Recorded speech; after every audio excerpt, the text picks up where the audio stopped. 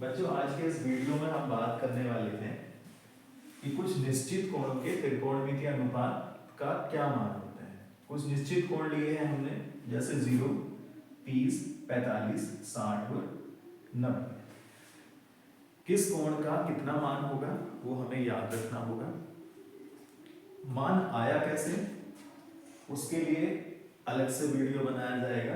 अभी सिर्फ इतना ध्यान रखना है कि किस कोण का त्रिकोणमितीय अनुपात का मान कितना होगा। जैसे sin 0, तो sin 0 का मान 0 ही होता है बच्चों। sin 30, sin 30 का मान होता है 1/2। sin 45, इसका मान होता है 1/√2।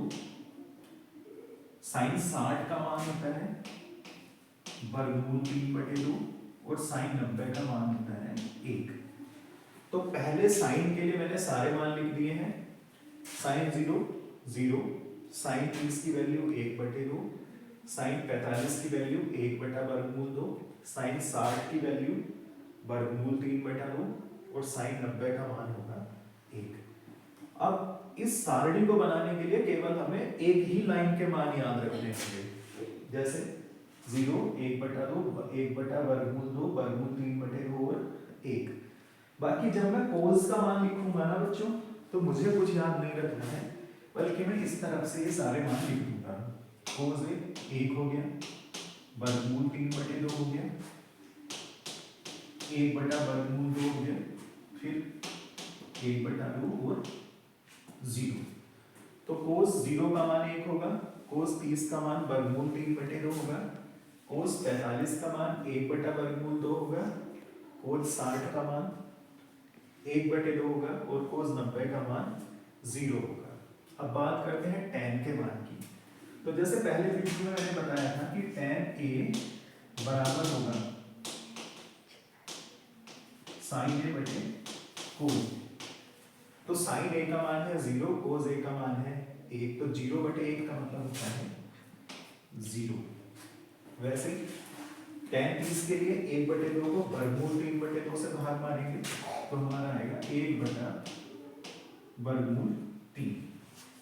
वैसे ही tan 45 का मान 1 होगा, tan 60 का मान √3 होगा और tan 90 होगा अपरिभाषित, क्योंकि 1 को 0 से भाग मारने पर अनंत प्राप्त होता है, तो उसको हम लिख लेते हैं अपरिभाषित।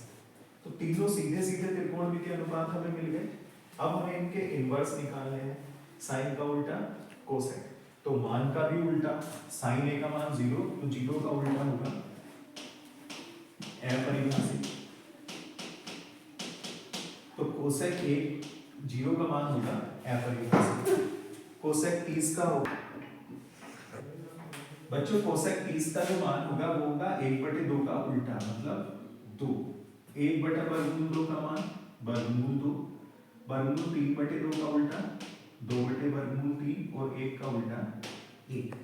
इसी तरह सेक का मान लिख सकते हैं कोस का उल्टा करके, तो 1 का उल्टा तो 1 ही होगा, इसका 2/√3, फिर √2, यहाँ 2 और यहाँ 0 का उल्टा हो जाएगा अपरिभाषित। वैसे ही हमें कोट के मान लिखने हैं। कोट में tan का उल्टा लिख लेंगे, 0 का उल्टा अपरिभाषित, 1/√3 की जगह √3, फिर 1/√3 और अंत में आएगा 0। तो बच्चों इस सारणी में जितने भी मान लिखे हैं ये सभी त्रिकोणमितीय अनुपातों के कुछ निश्चित कोणों के लिए मान है।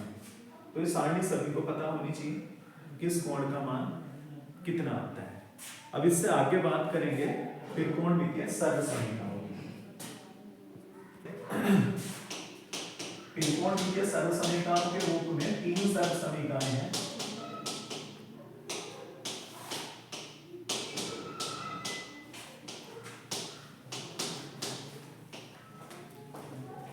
पहला है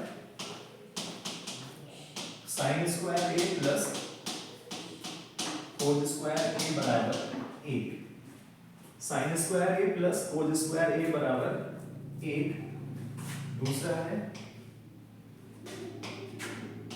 sec square A minus tan square A बराबर 1, या इसको इस तरह से लिख लेते हैं, सेक स्क्वायर ए बराबर 1 प्लस टेन स्क्वायर ए। तीसरी है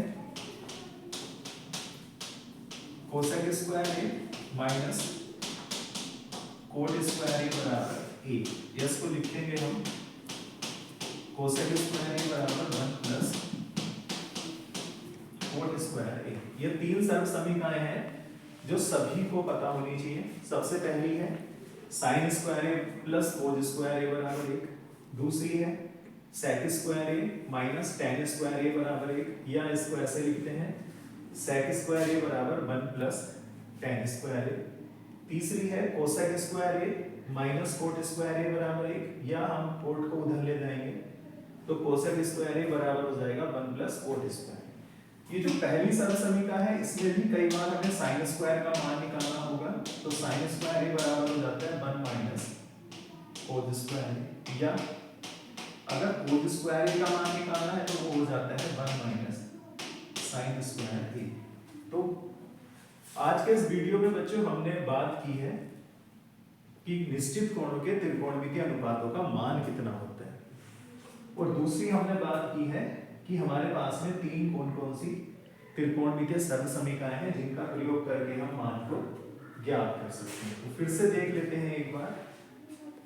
साइन 0 का मान 0 होता है बच्चों, साइन 30 का मान 1/2 होता है, साइन 45 का मान 1/2 होता है, साइन 60 का मान वर्गमूल 3/2 होगा, और साइन 90 का मान 1 होगा।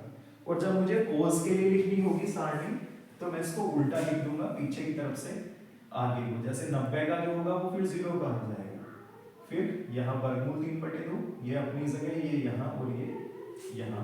tan के लिए साइन के मान को कोस के मान से भाग करके लिख दिया गया है, कोसेक के लिए साइन के मान को उल्टा करके लिखा गया है, सेक के लिए कोस के मान को उल्टा करके लिखा गया है, tan के लिए कोट के मान को उल्टा करके लिखा गया है। तो इस तरह से हम इसमें सभी मानों को याद रख सकते हैं और इन मानों की सहायता से इससे संबंधित प्रश्नों को भी हल कर पाएंगे।